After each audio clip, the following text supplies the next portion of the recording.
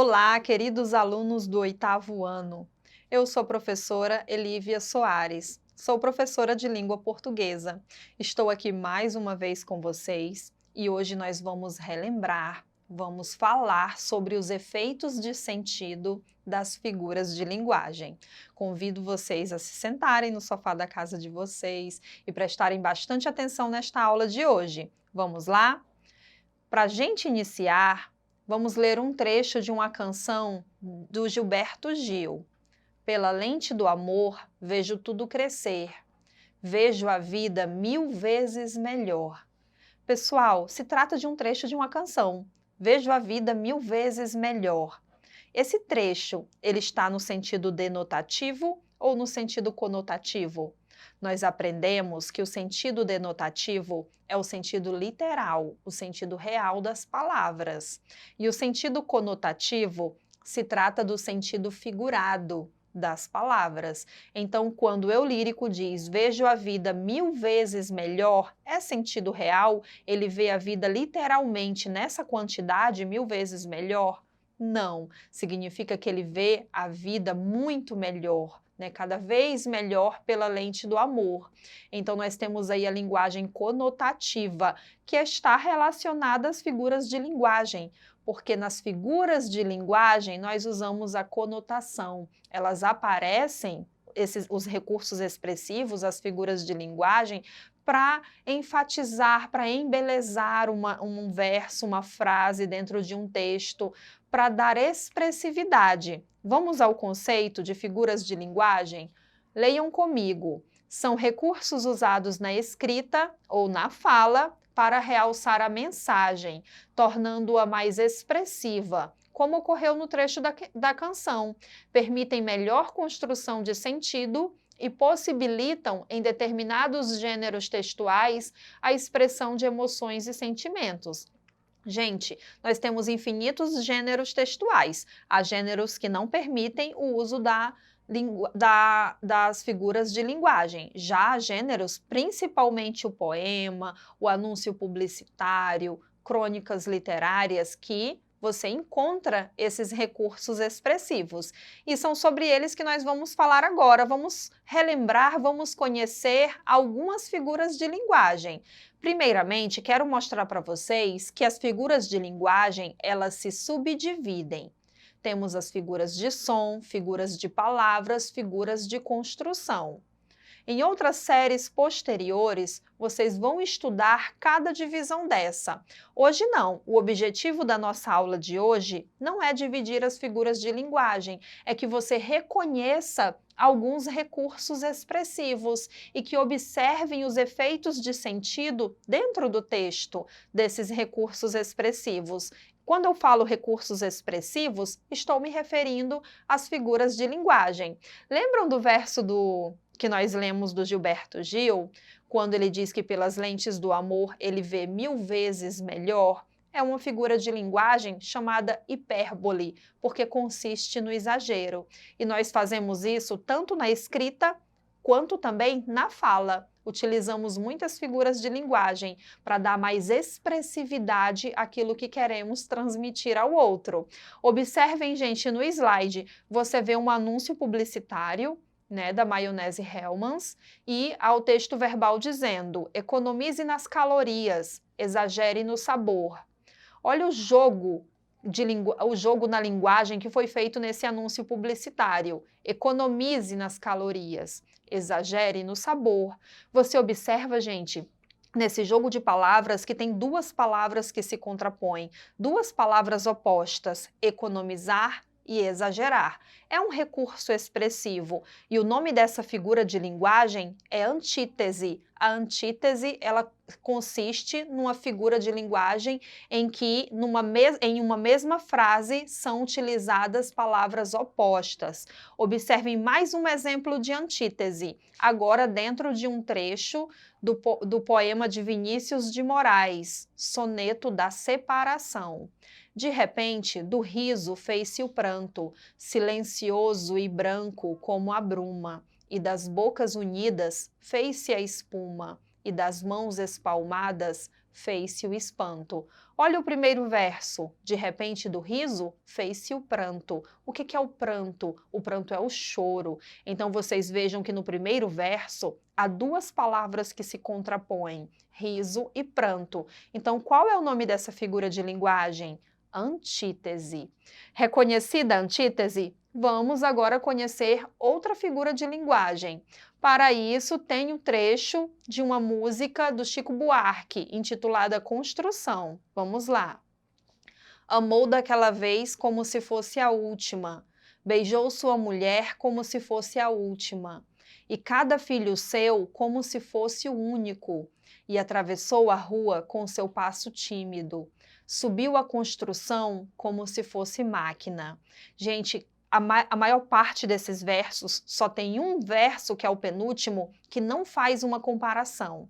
Você observa que em todos são feitos comparações. Amou daquela vez como se fosse a última. Então está comparando a maneira como a personagem amou e a maneira como se fosse a última vez que estivesse amando. Então você observa essa comparação, que ela é explícita pela palavra como. Quando eu estou comparando dois seres, duas expressões, utilizando uma palavra que compara, no caso dos versos tem a palavra como, chamamos de comparação. Como vocês estão vendo no slide, pode vir a palavra como, tal qual, que nem, ou então até o verbo parece. Temos comparação. Só que a outra figura de linguagem muito próxima da comparação, que é a metáfora. A metáfora também é uma comparação, só que é uma comparação implícita. Por que implícito? Implícito, gente, escondido. A metáfora não vem o termo comparativo. Na metáfora tem uma aproximação entre seres, uma semelhança entre seres. Vamos ler esse trecho da letra de música Gita, de Paulo Coelho e Raul Seixas. Vamos lá, leiam comigo. Eu sou a luz das estrelas, eu sou a cor do luar, eu sou as coisas da vida, eu sou o medo de amar, eu sou o medo do fraco, a força da imaginação, o blefe do jogador, eu sou, eu fui, eu vou. Gente, olha só, eu sou a luz das estrelas. O eu lírico, ele está tendo uma semelhança, uma aproximação entre ele e a luz das estrelas. Então, temos aí uma metáfora. Agora, se viesse escrito, eu sou como a luz das estrelas, eu sou tal qual a luz das estrelas, que nem a luz das estrelas, eu pareço a luz das estrelas, não teríamos metáfora, teríamos comparação, porque estaria vindo o termo comparativo.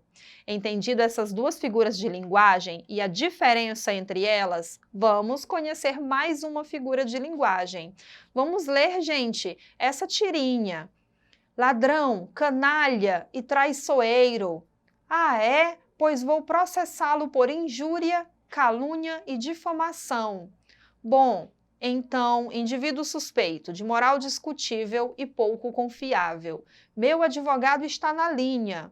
Espera, responsável por grandes verbas, conduta polêmica, e afinal, quem pode atirar a primeira pedra? Vamos, você pode fazer melhor do que isso. Homem do seu tempo, que trabalha para corresponder à expectativa geral da nação? Ainda não sei se gosto do tom. Vejam, gente, que nós temos 4 quadrinhos. No primeiro quadrinho, a primeira personagem é bem agressiva e utiliza adjetivos do outro de maneira direta. Ladrão, canalha e traiçoeiro são palavras mais grosseiras, mais pesadas. No passar dos quadrinhos, você observa que essa mesma personagem ela vai suavizando, mas continua xingando a outra personagem. Nos outros quadrinhos, utiliza expressões mais delicadas para se referir ao outro. Logo, o nome dessa figura de linguagem é eufemismo. O eufemismo, ele suaviza uma expressão para que ela não seja dita com grosseria, com polidez, para que ela não fique tão desagradável. Olha outro exemplo de eufemismo. Não chorem, que não morreu. Era um anjinho do céu, que um outro anjinho chamou. Era uma luz peregrina. era uma estrela divina, que ao firmamento voou. Texto de Álvares de Azevedo. Gente, olha só no poema. Não chorem que não morreu. Era um anjinho do céu que um outro anjinho chamou. Era uma estrela divina que ao firmamento voou. O firmamento é o céu, que ao céu voou. Quando o eu lírico está se referindo a essa outra pessoa, ele está dizendo que essa outra pessoa morreu, só que utiliza expressões mais suaves, dizendo que ao firmamento voou, que era uma estrela divina, que um outro anjinho chamou. Logo, também se trata de eufemismo, porque está suavizando uma expressão. Vamos conhecer mais uma figura de linguagem, mais um recurso expressivo e o efeito de sentido que traz. É a sinestesia. A sinestesia acontece pela associação de sensações por órgãos de sentidos diferentes. Gente, a sinestesia é quando dentro de uma frase, dentro de um trecho, eu envolvo mais de 2 sentidos, eu envolvo mais de 2 sensações.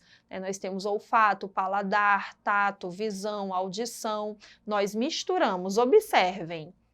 E foi então que ela me deu aquele olhar frio dela. Nossa, quanto tempo que eu não ouvi alguém usar uma sinestesia. Não tinha nada a ver com o sino, não. Era puro desprezo mesmo, que, aliás, parecia demais com esse olhar que você me deu agora. Vamos focar, gente, no primeiro quadrinho, na primeira fala. E foi então que ela me deu aquele olhar frio dela. Olhar frio. Quando nós falamos a palavra olhar, envolve qual sentido do corpo? Olhar envolve a visão. Só que ele diz que o olhar era frio.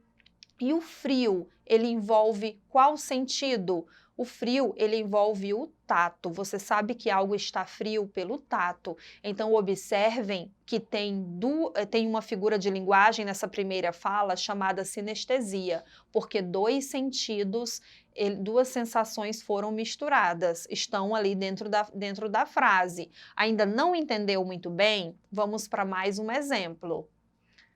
Esta chuvinha de água viva, esperneando luz e ainda com gosto de mato longe, meio baunilha, meio manacá, meio alfazema. Gente, esta chuvinha de água viva, esperneando luz. A luz, qual é o sentido responsável? Visão. E ainda com gosto de mato longe. O gosto, paladar. Então, nós temos aí, nessa frase, sentidos, sensações, sentidos diferentes misturados. Logo, nós temos sinestesia. Vamos fazer agora uma atividade, um exercício, para verificar se você entendeu as figuras de linguagem que nós trabalhamos hoje. Olha só, gente, nós temos aí um anúncio publicitário. Você tem que verificar qual é a figura de linguagem predominante nesse anúncio. Liquidação Lorence. A temperatura diminuiu, aumentaram os descontos. Temos metáfora, comparação, antítese, hipérbole ou eufemismo? Claramente, você vê na frase do outdoor 2 palavras que se contrapõem, diminuiu e aumentaram. Quando há 2 palavras que se contrapõem, nós temos antítese. Por isso que a resposta correta é a letra C. Nós vimos que, nos anúncios publicitários, as figuras de linguagem também são muito utilizadas, esses recursos expressivos. Espero que vocês tenham entendido a nossa aula de hoje. Nós vimos apenas algumas figuras de linguagem para que vocês reconheçam que as figuras de linguagem são recursos expressivos que nós também utilizamos na fala. E revejam essa aula novamente. Acesse o portal Eduque Acre. Obrigada!